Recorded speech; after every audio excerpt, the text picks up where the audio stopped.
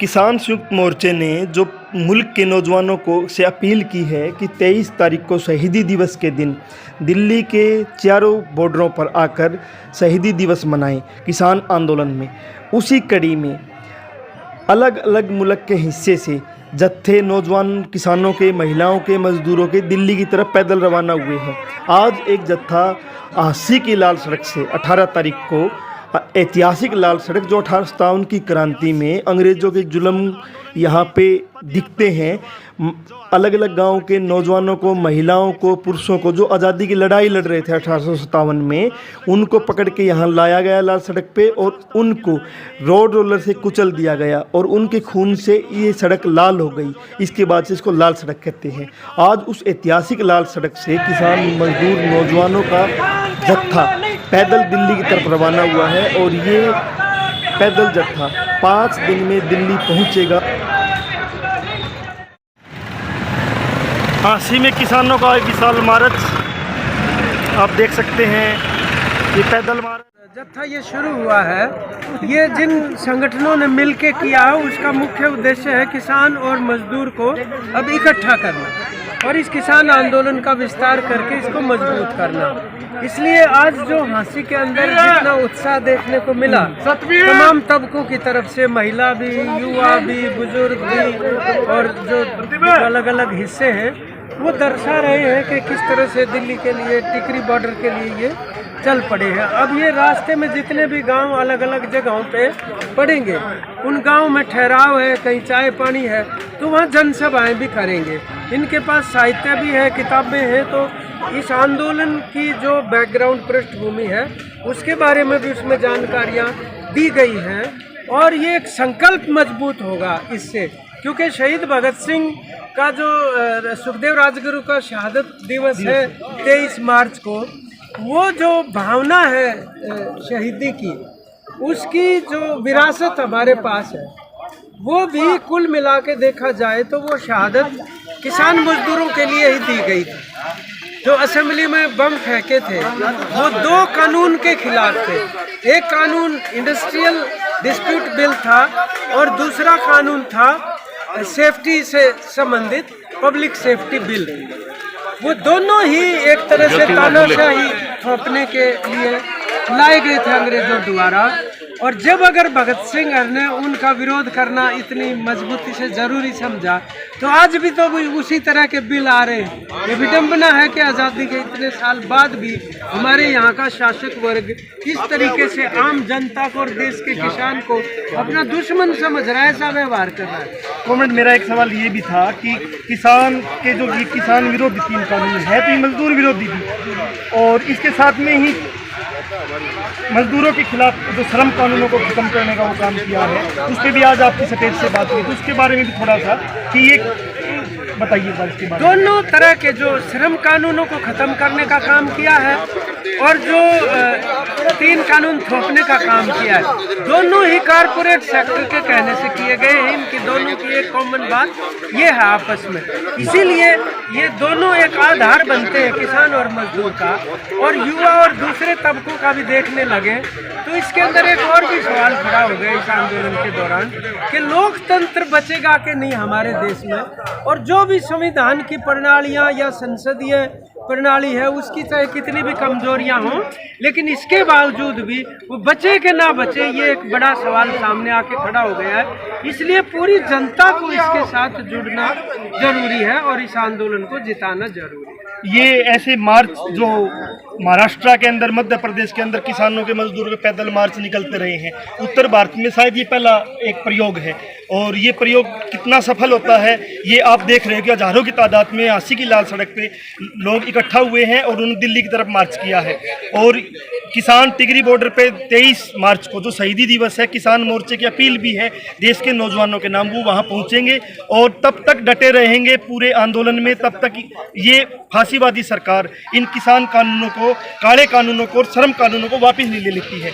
धन्यवाद आपका जनचौक पे, और फिर हम अलग अलग मिलाते रहेंगे। धन्यवाद आपका।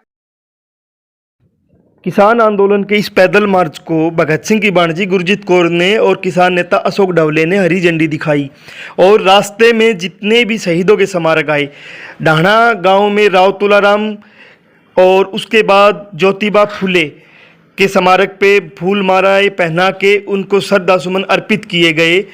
इसके बाद में आगे जत्थे को रवाना किया गया। पूछना कि आज का जो ये जत्था है, इसके बारे में एक बार थोड़ा सा बताइए कि इसको कैसे देखते हो आप किसान आंदोलन के समर्थन में? ये एक जागृति लाने के लिए एक प्रोग्राम है कि कैसे इस आंदोलन में के लिए लोगों में जागृति लाई जाए और उन शहीदों के दिन पर जिन्होंने अपनी कुर्बानी इस यहाँ के मजदूर, किसान, गरीब लोगों के लिए दी थी। जो उनका जो मेन मकसद था शहीद भगत सिंह का कि सारी दुनिया में सुख होना चाहिए, जो लिविंग है, जो सभी कोई ऐसा नहीं होना चाहिए कोई बहुत बड़ा कोई बहुत छोटा, तो सभी को कंफर्टेबल लाइफ मिलनी चाहिए। कोई किसी का हक नहीं मारेगा, शोषण नहीं करे। और कोई बड़े पहले तो जिम्मेदार होते थे उस टाइम में, अब उन्हीं का रूप जो है ये कॉर्पोरेट घराने आ रहे हैं। तो इन्होंने जो सरकार ने जो उनके लिए कानून बनाए हैं, खेती के लिए, खेती को ख़त्म करने के लिए 3 काले कानून बनाए हैं और उसके विरोध में जो आंदोलन हो रहा है उसके लिए लोगों को जागृत करना, लोगों तक बात पहुंचाना, ये एक आंदोलन का सफलता का रास्ता है। तो लोगों में जागृति आ गई है, लोगों ने शुरू कर दिया है, एक दूसरे को बात सब समझा रहे हैं। और ये केवल पंजाब और हरियाणा में नहीं, ये सारे हिंदुस्तान में जन आंदोलन बन के चल पड़े। शहीद आजम भगत सिंह को पूरा मुल्क के नौजवान, किसान हो, मजदूर हो, सब अपना आदर्श मानते हैं और आज़ादी की लड़ाई में जो उन्होंने जो कुर्बानी दी और उसके साथ में एक विचारधारा के तहत उन्होंने काम किया। पूरे मुल्क में उन्होंने बोला कि नौजवानों से अपील की कि मजदूरों में और किसानों की बस्तियों में जाओ, मजदूरों किसानों को इकट्ठा करो और उनको समझाओ कि आज़ाद मुल्क में आपको क्या मिलेगा। और उनका एक ये भी था कि गोरे अंग्रेज चले जाएं और काले अंग्रेज बैठ जाएं, मैं ऐसा मुल्क नहीं चाहता हूं।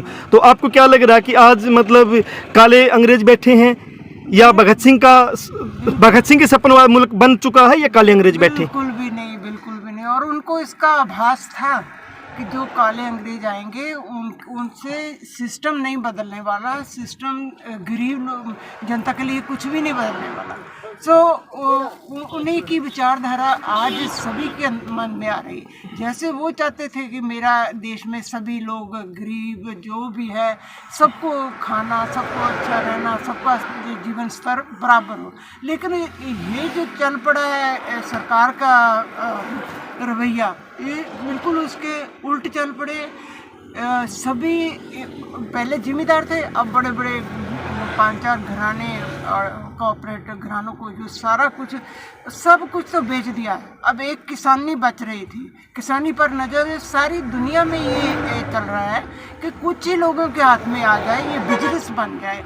तो जो जिन कंट्रीज़ में इसको अडॉप्ट किया, जिनमें चला है, सभी कंट्री में गरीबी बढ़ी है। तो पता नहीं हमारी सरकार को क्या चीज़ दिखाई दे रही थी कि उन्होंने यहाँ गरीबी तो पहले से ही बहुत है और उसको और बढ़ाने के शुरू किया। तो इससे जो गरीब, मजदूर, जो छोटा बिजनेसमैन सभी ख़त्म हो रहे हैं, सिवाय 2-4 घरानों के। भारतवर्ष में किसी को भी रोजी रोटी का इंतजाम नहीं हो रहा, काम कोई मिल नहीं रहा, कोई जॉब्स नहीं, बेरोजगारी बढ़ रही है, निजीकरण जिस प्रकार से है, तो ये खेती का करेंगे ना, किसानी का करेंगे तो और बेरोजगारी बढ़ेगी। तो आप हमारे चैनल के माध्यम से, जनचो के माध्यम से, आप हमारे दर्शकों को भी और सबको भी क्या संदेश देना चाहते हो कि इस फांसीवादी सरकार के खिलाफ कैसे लोग लड़ें? लड़ाई, संघर्ष तो शुरू हो चुका है। लोगों को यही अपील है मेरी कि इसमें ज़्यादा से ज़्यादा शामिल हों और इसको सरकार पर एक प्रेशर बनाएं कि सारी जनता आपकी उल्ट है। तो ये सरकार को इसी हम लोगों में तो कोई, ये शहीद भगत सिंह ने भी कहा कि मैं ये नहीं कहूँगा कि सरकार और लोगों के बीच में हथियारबंद लड़ाई हो, और बहुत से तरीके हैं।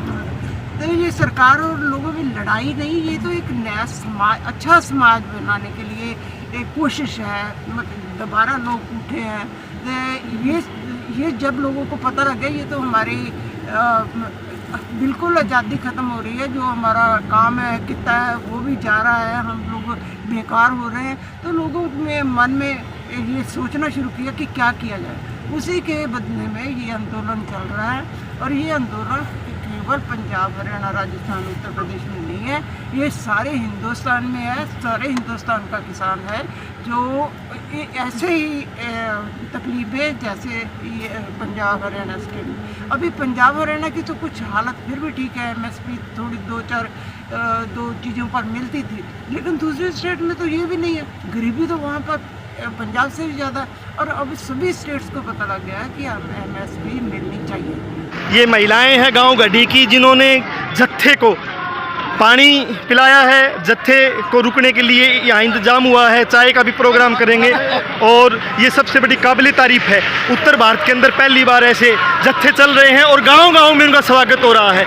इससे पहले ढाणा गांव के अंदर राव तुलाराम पार्क में, जो राव तुलाराम स्टेडियम है और ज्योतिबा फूले पार्क है, दोनों जगह गांव के लोगों ने जत्थे का स्वागत किया, जत्थे को चाय पानी पिलाया और आगे के लिए रवाना किया। और ये गढ़ी गांव में है, यहाँ की महिलाएं पूरे जत्थे को सोरखी गांव, जो आज का पड़ाव है, वहाँ पर छोड़ने जा रही है, वहाँ तक पैदल मार्च करेगी। ये पहली बार ऐसा हो रहा है कि किसान और मजदूर एकजुट होकर